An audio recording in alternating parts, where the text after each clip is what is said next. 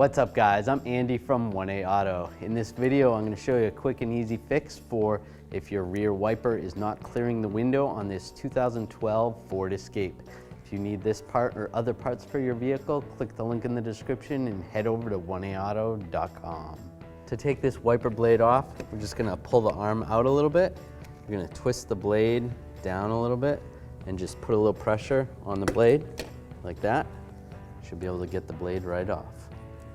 Here's the old wiper blade. Here's the new wiper blade from 1aauto.com. As you can see, the size is the same, shape is the same, the mounts are the same. Get yours at 1aauto.com and you'll be ready to rock and roll.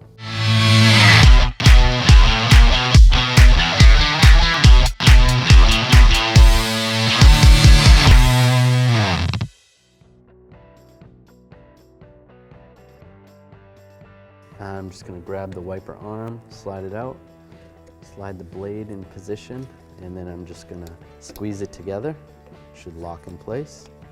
Make sure it's locked in, and you're all set. Thanks for watching. Visit 1aauto.com for quality auto parts shipped to your door, the place for DIY auto repair. And if you enjoyed this video, please click the subscribe button.